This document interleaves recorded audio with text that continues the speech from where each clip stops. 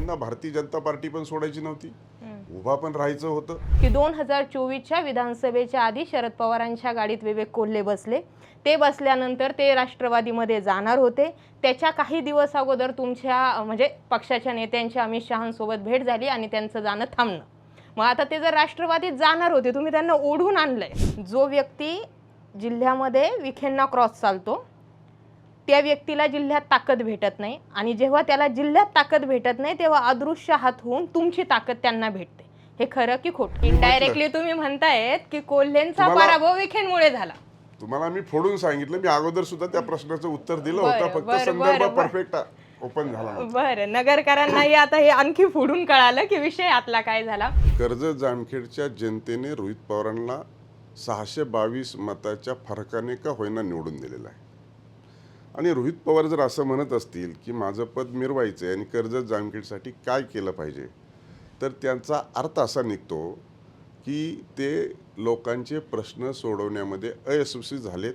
माझ्या मदतीची त्यांना आवश्यकता आहे. निलेश लंकेंना मी फक्त जिरवण्यासाठी लढलो किंवा मी आता विधानसभेकडे येणार हे म्हणण्याची वेळ तुमच्याच भाजपच्या लोकांनी जिल्हा लेवलवर आणला. डायरेक्ट नाव घ्यायचं धरलं तर विखेंनी त्यांना दाबलं. विखे त्यांना कुठे काम करू देत नाही, सत्तेचा ते तिथे दुरुपयोग करतात, पोलीस प्रशासन आपल्या कंट्रोलमध्ये ठेवलंय. निलेश लंके हे शेवटी काही झालं तरी सत्ताधारी खासदार नाही आहेत, विरोधात येते, त्यांना निधी मिळत नाही. या सगळ्या गोष्टींमुळे टॉर्चर करून निलेश लंकेंना ते वक्तव्य करण्याची वेळ आणली का, आणि असं शक्य आहे का? मी तुमच्या पक्षाच्या नेत्याचा विचारते, मी विखेंबाबत विचारते की जे निलेश लंकेंबाबत शिक्का लागतो की त्यांना विखे टॉर्चर करतायत, तसं तुमचे कुठे असं ऐकण्यात आलं का आमच्याही कार्यकर्त्यांना भाऊ ते टॉर्चर करतायत? कारण इथं तुमचं कसं आहे आम्हाला माहित नाही, पण जिल्ह्यात आम्हाला माहिती आहे की तुमचा काही प्रमाणावर 36चा आकडा आहे. म्हणूनच सांगतोय की त्यांचं त्या दोघाचं आहे. बरं, तुमचं आता माझा आणि त्यांचं काय झालं असेल तर मी बोलेल, म्हणून त्यांचं त्या दोघांचं आहे. त्या दोघांनी एकमेकांमध्ये सॉर्ट आउट करावं, नाही तर पब्लिक ॲड्रेस करावं त्यांनी की मला हे झालं, त्यांनी म्हणलं पाहिजे ते झालं. तर शेवटी पालकमंत्री मोठे माणूस आहेत आणि खासदार पण मोठे माणूस आहे, मी छोटा माणूस आहे. एकीकडे आपण देशाला विश्वगुरू बनवणार म्हणतो, डिजिटल इंडिया करणार म्हणतो. 2019च्या आधी नोटाबंदी केली, लोक रस्त्यावरती उभे राहिले, बँकांच्या लाईनींमध्ये उभे राहिले. कोरोनाच्या काळात तुम्ही सांगितलं ताटल्या वाजवा, लोकांनी वाजवल्या. त्याच्यानंतर तुम्ही आत्ता पुन्हा सांगतायत की सगळा जो आघात होतोय तो मिडल क्लास लोकांवर होतोय.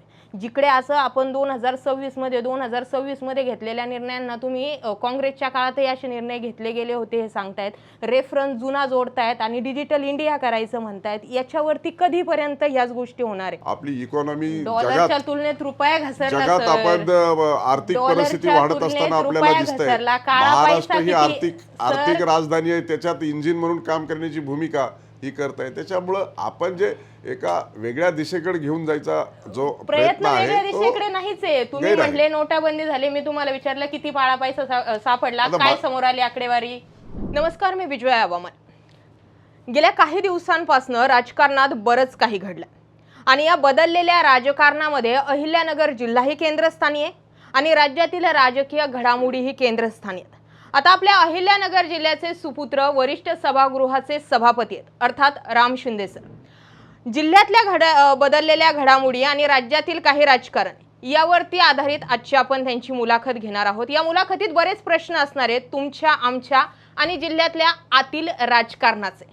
तर आज आपण प्राध्यापक राम शिंदे सर यांच्यासोबत बातचीत करणार आहोत. सर नमस्कार. नमस्कार. जसं मी सुरुवातीला म्हटलं की अहिल्यानगर जिल्ह्याचे सुपुत्र आहेत, आज आम्ही विधान भवनामध्ये ही मुलाखत पार पडते हे तुमच्यामुळे शक्य आहे. माझा प्रश्न सुरुवातीला असा आहे की आज तुम्ही जवळजवळ 2 आपल्या अहिल्यानगरच्या आमदारांना विधान परिषदेच्या आमदारकीची शपथ दिली. जवळपास आजचे 2 जण धरून 16 जण नगरमधून आमदार आहेत. कसं पाहता या सगळ्या गोष्टींकडे? पूर्वीपासूनच महाराष्ट्राच्या राजकारणामध्ये अहिल्यानगर जिल्ह्याचा प्रभाव राहिलेला आहे, तो आज तागायत आहेच आहे. आणि म्हणून वेगवेगळ्या मुद्द्यावर वेगवेगळ्या परिस्थितीमध्ये आज देखील आपला जिल्हा हा केंद्रस्थानीच आहे. आणि त्याच्यामुळं वेगवेगळ्या राजकीय समीकरणामध्ये या सगळे आमदारांची संख्या वाढलेली आहे. त्याच्यामुळे आपण ज्या माध्यमातून विचारतायत की जवळपास 12 आमदार असताना आता 16 आमदारांची संख्या झालेली आहे. आणि म्हणून निश्चितच आपल्याकडे पूर्वी 14 आमदार होतेच, पण डिलिमिटेशनमध्ये 12 झाले.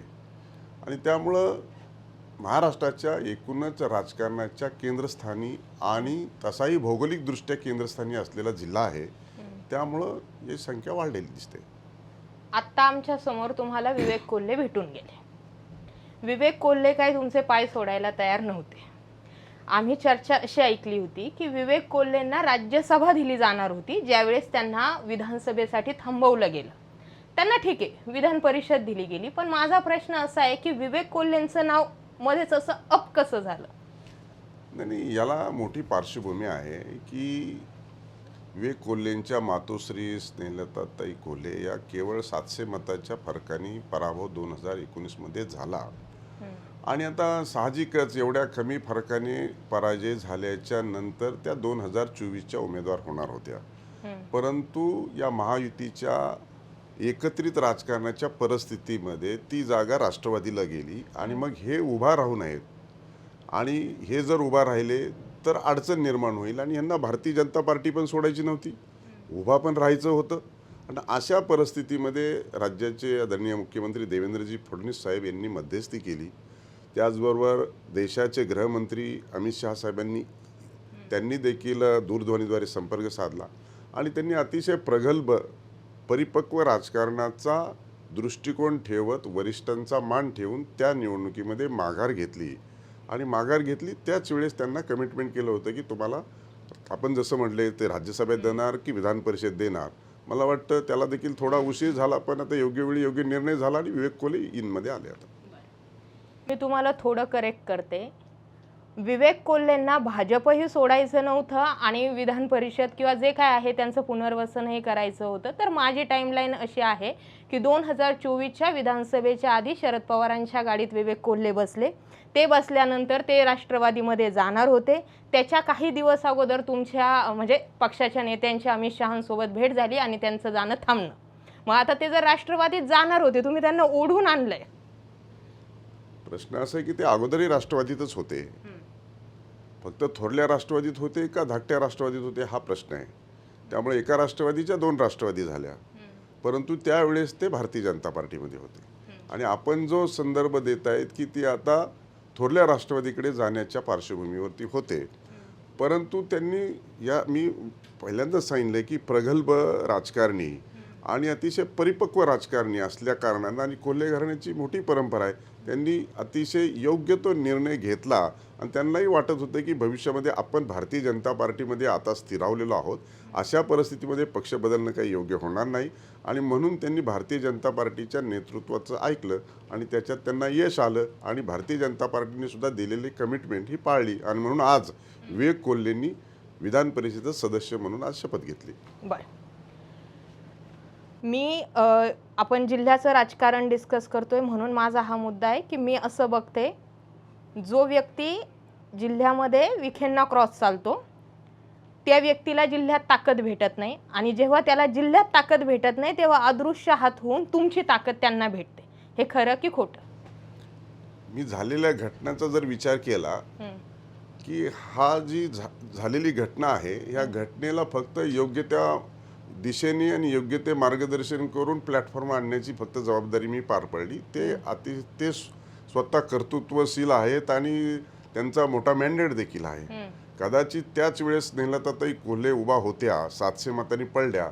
राजेश परजने जर 15,000 मतं घेऊन अपक्ष उभा राहिले नसते तर त्या कितीतरी मतांनी निवडून आल्या असत्या. आणि म्हणून त्या काही गोष्टी जे आपण म्हणतायत की त्यांना दिलेला शब्द, त्यांचं असलेलं कर्तृत्व आणि कोल्हे घराण्याचा राजकीय इतिहास हा आहेच आहे. फक्त मी भारतीय जनता पार्टीचा असल्या कारणानं ही जी काही झालं, घडलं आणि ठरलं होतं त्याला फक्त कोऑर्डिनेट केलं. बरं, विखेंचा मुद्दा टाळला तुम्ही? नाही, विखेंचा मुद्दा टाळायचा प्रश्न नाही. ते त्यांचं क्रॉस आहे ना तिकडे.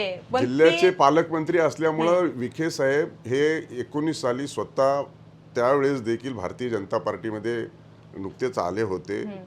डॉक्टर सुजय विखे देखील खासदार होते. अशाही परिस्थितीमध्ये राजेश परजनेंनी स्नेहलताताईंच्या विरोधात उमेदवारी केली. ते राधाकृष्ण विखे साहेबांचे मेहुणे आहेत, सुजय विखेंचे मामा आहेत. हे जर त्यावेळेस दोघांनी थांबवलं असतं त्यांना तर स्नेहलता कोल्हे त्याच वेळेस निवडून आल्या असत्या असं मी इनडायरेक्टली तुम्ही म्हणतायत की कोल्हेंचा पराभव विखेंमुळे झाला. तुम्हाला मी फोडून सांगितलं, मी अगोदर सुद्धा त्या प्रश्नाचं उत्तर दिलं बरं, होतं, फक्त बरं, संदर्भ बरं, बरं. परफेक्ट ओपन झाला नव्हता. बरं, नगरकरांनाही आता हे आणखी फोडून कळालं की विषय आतला काय झाला. दुसरा मुद्दा येतो, आणखी एक नवनिर्वाचित आमदार आहेत अक्षय कर्डिले. जर टाइमलाईन अक्षय कर्डिलेंची बघितली तर त्यांची उमेदवारी तुम्ही म्हणण्यापेक्षा तुमच्या पक्षाने तळ्यात माळ्यात ठेवली होती. सर्व्हे येईल का, वडिलांचं कर्तृत्व आहे का, मुलाचं कर्तृत्व आहे, शिवाजीराव कर्डिलेंना विचारतात, अक्षय कर्डिलेंना कोण, ह्या सगळ्या गोष्टींमध्ये अक्षय कर्डिलेंना उमेदवारी मिळाली. हे सगळं करत असताना तुम्ही असं भाषण तुमचं असं होतं की अक्षय कर्डिले एक परिपक्व व्यक्ती आहे. तुम्हाला काय वाटतं, पुढच्या काही काळामध्ये अक्षय कर्डिले तेवढे तरबेजपणे तरतील का? मला वाटतं अतिशय दुर्दैवी शिवाजीराव कर्डिले साहेबांचं अतिशय कमी वयामध्ये आणि अल्पशा आजाराने जे निधन झालं आणि त्याच्यानंतर जी पोटनिवडणूक लागली आणि पोटनिवडणूक जी त्याच्यानंतर कोणाला उमेदवारी देण्याची या संदर्भामध्ये राहुरीच्या पोटनिवडणुकीच्या संदर्भामध्ये चर्चा होती.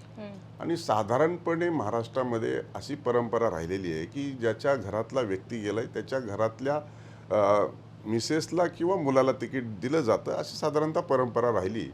आणि म्हणून अक्षय कर्डिलेंच्या संदर्भामध्ये त्यांचं वय 30 असल्या कारणानं बऱ्याच चर्चा आणि चर्चेच्या उलट सुलट फेरी झळल्या जात होत्या. मग ह्याला जमेल का, हा कमी वयाचा आहे, ह्याला झेपेल का. पण निश्चितचपणे अक्षय कर्डिले त्याच्या वयाच्या मानाने अतिशय परिपक्व असलेला कॅन्डिडेट होता. आणि आपण जे म्हणता की सर्वेचे रिपोर्ट वगैरे, तर निवडणुकीच्या अगोदर सर्वे ज्याच्या त्याच्या पद्धतीने काय होता की नव्हता हे मला माहीत नाही. पण ज्यावेळेस 1 लाखापेक्षा जास्त फरकाने निवडून अक्षय कर्डिले आले, याचा अर्थ अक्षय कर्डिलेंचा सर्वे योग्य होता आणि भारतीय जनता पार्टीच्या नेतृत्वाने घेतलेला निर्णय देखील योग्य होता. आणि 1 लाखाच्या फरकाने निवडून आले हे देखील महत्त्वाचं आहे. बर, आता तुमचा जो मतदारसंघ आहे कर्जत जामखेड, तिकडे मी येते. तुमच्याकडे सभापतीपद आहे, एक प्रोटोकॉल आहे. तुम्ही जेव्हा तुमच्या मतदारसंघात येतात, जिल्ह्यात येतात, कॅनव्हा घेऊन येतात, फिरतात, ते रोहित पवारांना खटकते. त्यांचं म्हणणं आहे की हे पद फक्त तुम्ही मिरवतायत, तुम्ही कर्जत जामखेडसाठी काय करतायत? तुमच्या प्रश्नातच उत्तर आहे द्यायचं. कर्जत जामखेडच्या जनतेने रोहित पवारांना 622 मताच्या फरकाने का होईना निवडून दिलेला आहे.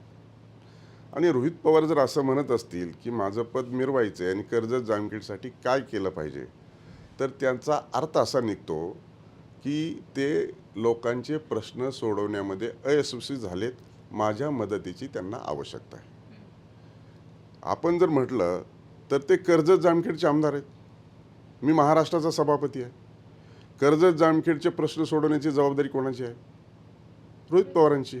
आणि त्यांना माझ्याकडून अपेक्षा आहे मी हे प्रश्न सोडवले पाहिजेत आणि मी सोडवणार आहे. कारण माझा जन्म तिथला आहे, मला 2 वेळेस त्या जनतेने निवडून दिलेलं आहे. मी मंत्री झालो, पालकमंत्री झालो. आतासही माझा अल्पशा मताने पराजय झाला आणि आदरणीय मुख्यमंत्री पक्ष नेतृत्वाने मला ही संधी दिली. त्यामुळे डे बाय डे माझं तिथं लक्ष आहेच आहे. पण मी महाराष्ट्राचा, मला महाराष्ट्राकडे लक्ष द्यावं लागतं. रोहित पवारांना कर्जत जामखेडकडे लक्ष द्यायला वेळ नाही, ते महाराष्ट्रभर फिरतात. आणि त्यांचं म्हणणं असं आहे की मी महाराष्ट्राचा सभापती असलो तरी कर्जत जामखेडमध्ये लक्ष दिलं पाहिजे आणि ते कर्जत जामखेडचे आमदार असल्यामुळं ते म्हणतात मी महाराष्ट्रभर फिरेल. आता तुम्हीच सांगा ह्याच्यात नेमकी तफावत काय आहे?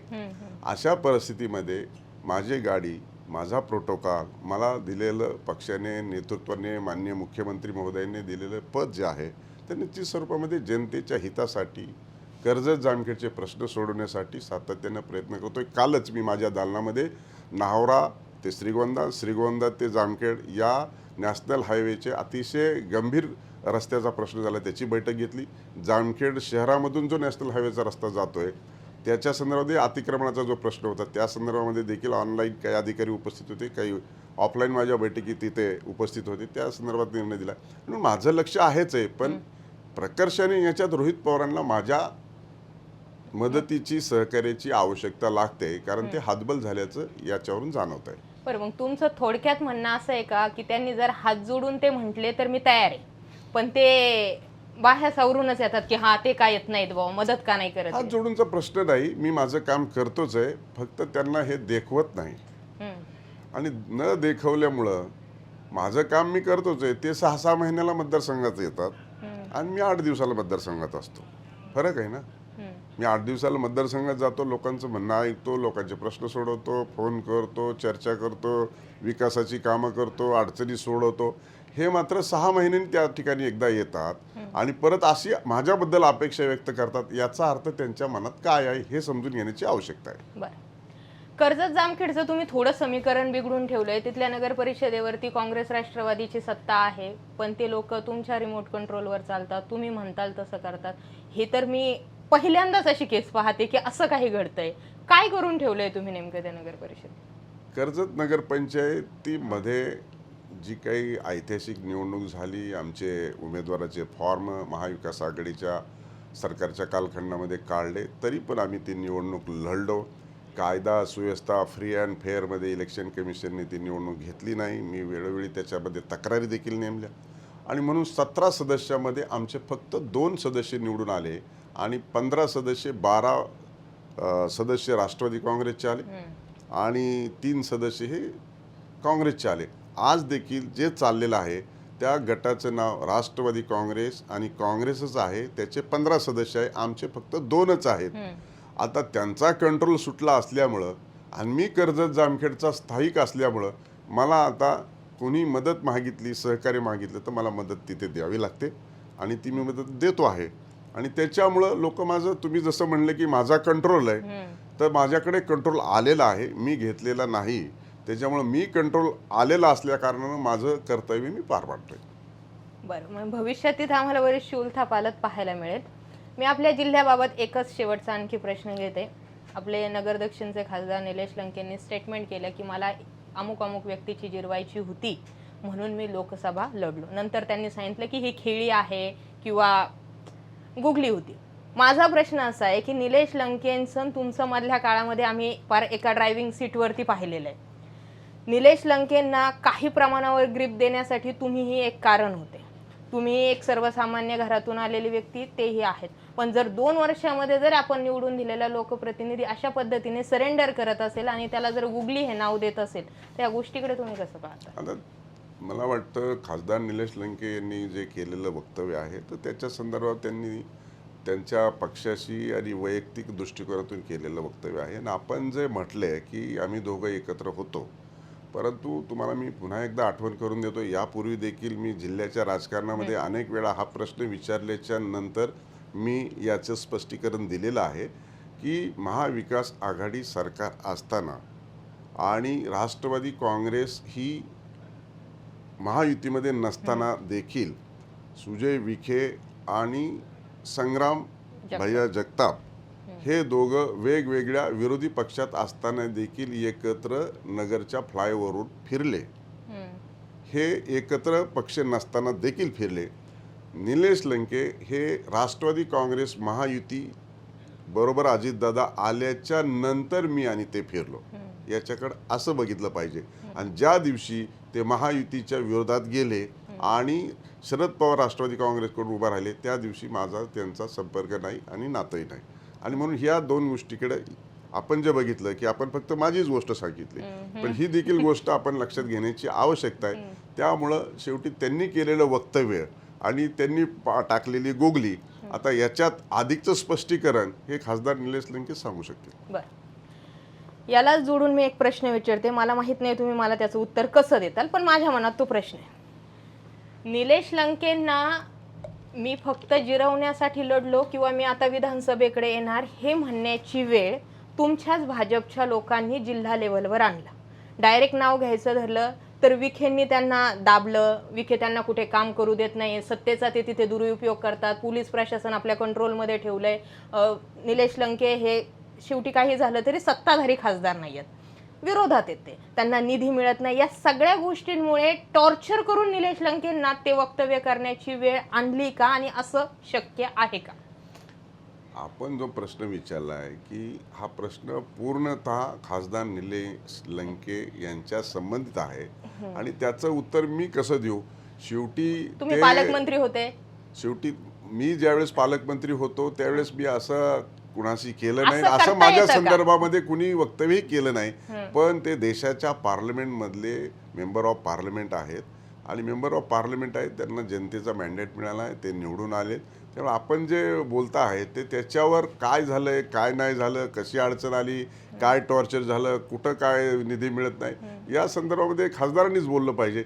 त्यांचे प्रश्न जर आपण मला विचारणार असेल मी तर मी तुमच्या कसं त्यांच्या पक्षाच्या प्रश्नाचे नेत्याचा विचारते, मी विखेंबाबत विचारते की जे निलेश लंकेंबाबत शिक्का लागतो की त्यांना विखे टॉर्चर करतायत, तसं तुमचे कुठे असं ऐकण्यात आलं का आमच्याही कार्यकर्त्यांना भाऊ ते टॉर्चर करतायत? कारण इथं तुमचं कसं आहे आम्हाला माहित नाही, पण जिल्ह्यात आम्हाला माहिती आहे की तुमचा काही प्रमाणावर 36चा आकडा आहे. म्हणूनच सांगतोय की त्यांचं त्या दोघाचं आहे.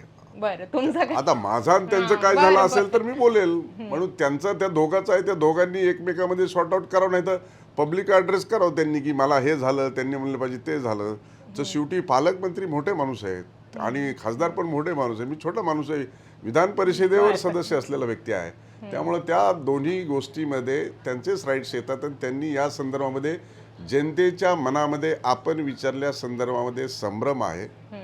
जनतेला टायटल नेतृत्वाचं क्लिअर पाहिजे आणि जनतेच्या दोघांच्या वतीनं जनतेमध्ये नीट नेटकं आणि नेमकं काय त्यांना याच्यातून जनतेसाठी सुचवायचंय हे त्या दोघांनी आपापली भूमिका स्पष्ट केली पाहिजे. आणि वेळ प्रसंगी सभापती म्हणून जर त्यांचं काही अडचण आलीच तर सभापतीचा मी रोल करेल. बरं, मध्यस्थी करताल, ठीक आहे. जिल्ह्याच्या राजकारणातून राज्याच्या राजकारणाकडे जर यायचं ठरलं, गेल्या 3-4 दिवसांपासनं पेट्रोल, डिझेल, मंत्र्यांचा ताफा, पंतप्रधानांचा ताफा, मुख्यमंत्र्यांचा ताफा, सगळ्यात कमी करा, पेट्रोल डिझेल वाचवा, work from home, work from school, इथंपर्यंत पार खते, बी बियाणे, या सगळ्या गोष्टींवरती जे आहेत ते बंदिस्तपणा यायला सुरुवात झाली. प्रश्न असा तयार होतो की एका प्रकारचं हे लॉकडाऊन आहे का, आर्थिक लॉकडाऊन आहे का?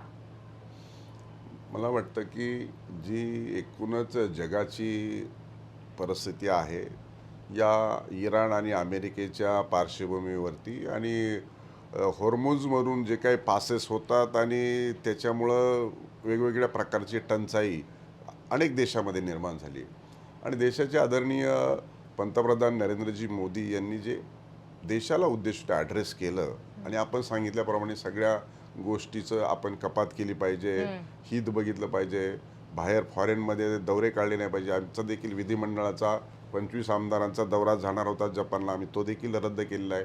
माननीय मुख्यमंत्री महोदयांनी देखील काल सगळा ताफा कमी केला आहे. आज शपथविधीला येत असताना स्वतः मोटरसायकलवरून आलेत. उपमुख्यमंत्री महोदयांनी सुद्धा EV गाडी चालवली आणि म्हणून माननीय पंतप्रधानांना जगाचा विचार करत असताना देशाच्या हितासाठी घेतलेल्या निर्णयाच्या संदर्भामध्ये आपल्या देशातील नागरिकांनी ती अंमलबजावणी केली पाहिजे ही धारणा आहे. शेवटी देश हित हे महत्त्वाचं आहे आणि देशाच्या हितासाठी ही गोष्ट करणं महत्त्वाचं आहे आणि म्हणून त्यांच्या लेवलवरती जागतिक जर काही सेन्स आला असेल तर त्या संदर्भात त्यांनी वक्तव्य केलं आहे आणि निश्चितच आपल्या लोकशाहीमध्ये राज्याचे प्रमुख म्हणून मुख्यमंत्री, देशाचे प्रमुख म्हणून पंतप्रधान यांनी केलेली सूचना, यांनी केलेलं निवेदन आणि जनतेकडून ठेवलेली अपेक्षा याची अंमलबजावणी व्हावी या संदर्भामध्ये त्यांनी केलेलं हे एकीकडे आपण देशाला विश्वगुरू बनवणार म्हणतो, डिजिटल इंडिया करणार म्हणतो, 2019च्या आधी नोटाबंदी केली, लोक रस्त्यावरती उभे राहिले, बँकांच्या लाईनींमध्ये उभे राहिले.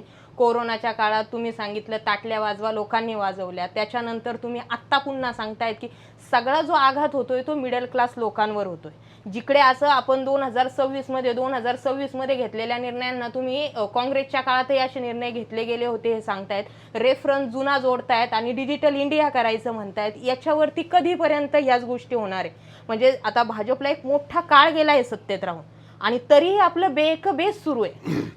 आपण जे सांगताय की 2014 पासून माननीय पंतप्रधानांनी जे 2 निर्णय घेतले त्याच्यामध्ये एक होता डिमॉनिटायझेशनचा, नोटाबंदीचा, आणि बोलता बोलता म्हटले की आपण मध्यमवर्गीयांना त्याच्यामध्ये त्रास झाला असेल थोडाफार पैसे काढण्याचा, रांगेत उभा राहण्याचा, पण ज्यांनी ब्लॅक मनी मोठ्या प्रमाणामध्ये साठवली त्यांना हा त्रास झाला आणि त्यांना नीट करण्यासाठी आणि जनतेसाठी ही जी काही संविधानाने लोकशाहीने देत चालतो ते सर्व समान झाला पाहिजे, कुठंही चुकीचं झालं नाही पाहिजे. त्याच्यामुळं चुकीचं काही झालेलं नाही. शेवटी कोविडच्या कालखंडामध्ये सुद्धा तुम्ही म्हणले थाळ्या वाजवल्या पाहिजे, तर कोणती ना कोणती घटना केल्याच्या नंतर देशातले लोक आपले दगावले नाही पाहिजे.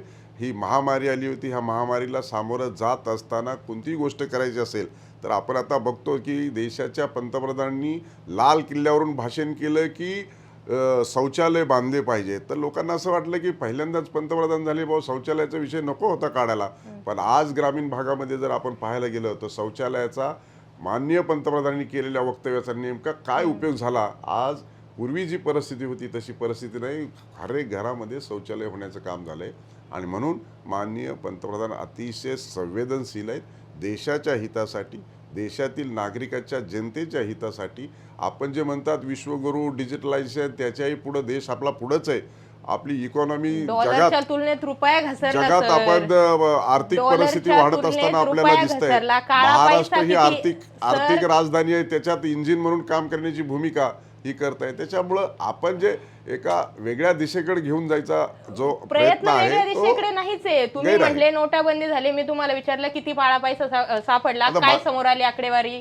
आता मी काही फायनान्स मिनिस्टर बरं, द्या नव्हतो, सोडून. त्याच्यामुळे माझ्याकडे आकडेवारी तुम्ही कशी पुन्हा असेल. म्हटले की आपला देश पुढेच चाललाय. डॉलरच्या तुलनेत रुपया कुठे आहे? 2014ला तुमचा डॉलर जेव्हा रुपया जेव्हा 65-60 रुपयाचा चाललेला होता डॉलर, त्यावेळेस सुद्धा तुमच्या लोकांनी आंदोलनं केलेली बरोबर आहे. भाजप, आणि आज कुठे आहे? आपलं म्हणणं बरोबर आहे. देशाची इकॉनॉमी वाढत असताना डॉलरचं देखील वाढत आहे.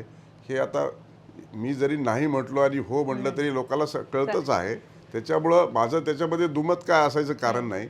परंतु आपणच पाहत असाल की देश प्रगती करत असताना आज जी आपल्या भारत देशाची जगामध्ये जी प्रतिमा आहे ते केवळ देशाचे आदरणीय पंतप्रधान नरेंद्रजी मोदी आहेत म्हणूनच आहे. कोणत्याही नागरिकाला विचारा तुम्ही. आणि म्हणून आणि 3 वेळा देशात आपल्या स्वातंत्र्य मिळाल्यास फक्त काँग्रेस सोडून कोणत्याही पक्षाला तीनदा बहुमत दिलेलं नाही. आदरणीय नरेंद्रजी मोदी यांच्या नेतृत्वात सलग 3दा मॅन्डेट मिळालेलं हे सरकार आहे.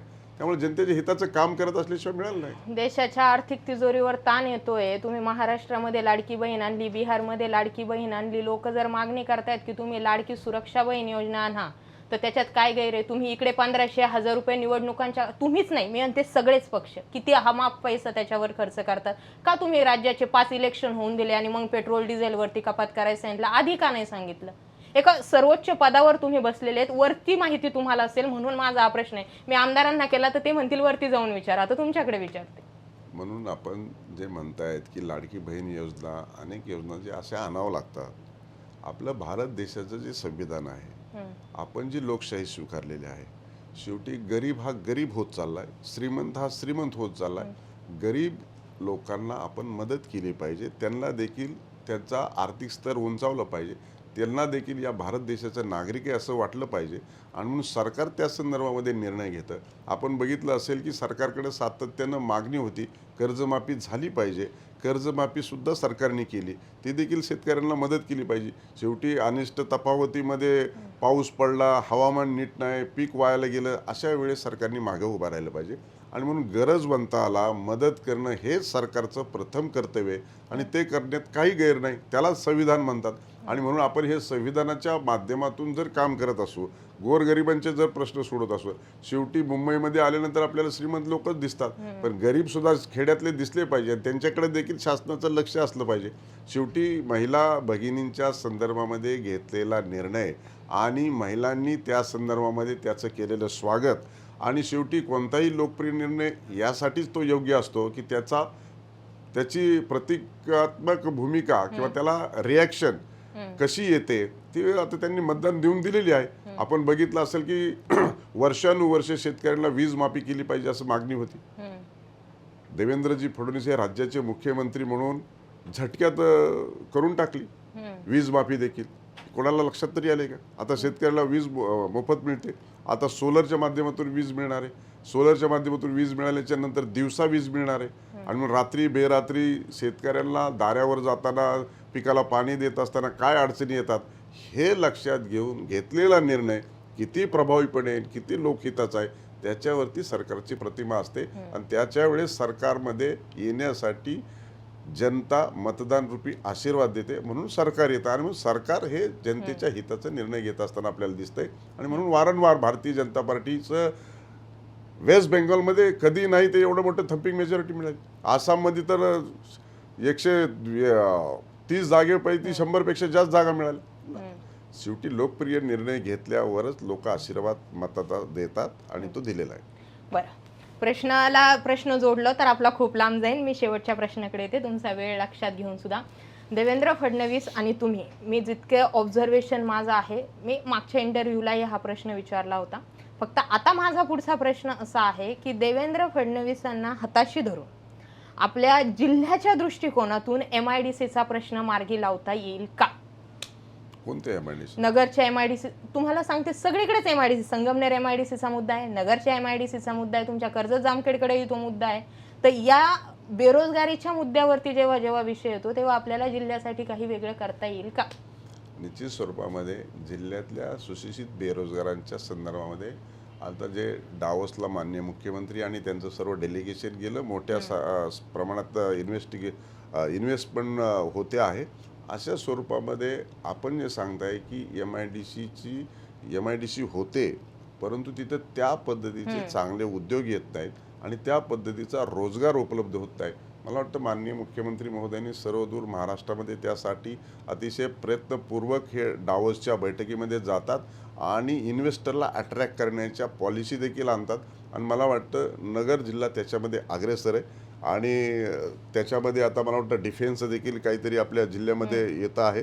आणि सगळ्याच MIDC जिथे घोषित झाल्यात तिथे उद्योग आणण्याच्या संदर्भामध्ये आपल्याला डावसमध्ये झालेल्या कराराचा निश्चित उपयोग होईल. आणि आपल्या जिल्ह्यामध्ये सुशिक्षित बेरोजगाराचे प्रश्न सुटले पाहिजे, त्यांच्या हाताला काम मिळालं पाहिजे आणि आपल्या जिल्ह्याची सुद्धा आर्थिक परिस्थिती चांगली झाली पाहिजे, दरडोई उत्पन्न वाढलं पाहिजे. या दृष्टिकोनात सुद्धा भविष्यात प्रयत्न करण्याची आवश्यकता आहे. या अगोदर देखील अनेक नेतृत्वांनी केलेले आहेत. आज देखील आम्ही एका चांगल्या महत्त्वाच्या पदावर असल्यामुळं त्या संदर्भामध्ये त्याचा देखील चांगला उपयोग होईल. मध्यंतरी देखील सुप्याला एका चांगल्या कंपनीचं माननीय मुख्यमंत्री महोदयांनी उद्घाटन केलं. सुपा MIDCमध्ये 5 स्टार MIDC निर्माण केलेले आहे. नगरच्या MIDC सुद्धा लक्ष देण्याची आवश्यकता आहे, तिकडे सुद्धा लक्ष देण्याची गरज आहे. आणि मग आत्ता ज्या पदावर मी कार्यरत आहे त्या पदाचा आणि माननीय मुख्यमंत्री महोदयांशी असलेले माझे संबंध मला वाटतं या संदर्भामध्ये निश्चित स्वरूपामध्ये आपण भविष्य काळामध्ये, माझा आजही प्रयत्न सुरूच आहे, निश्चितपणे त्याच्यासाठी आपण योगदान देणार आहोत आणि आपल्या जिल्ह्याला चांगल्या पद्धतीचे उद्योग आले पाहिजेत यासाठी देखील मी प्रयत्न करणार आहे.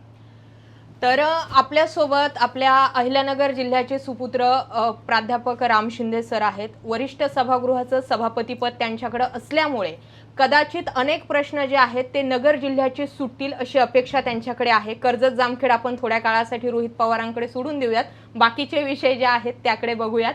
आज विधान भवनामध्ये ही मुलाखत पार पडली. सर, तुम्ही आम्हाला वेळ दिली त्याबद्दल धन्यवाद.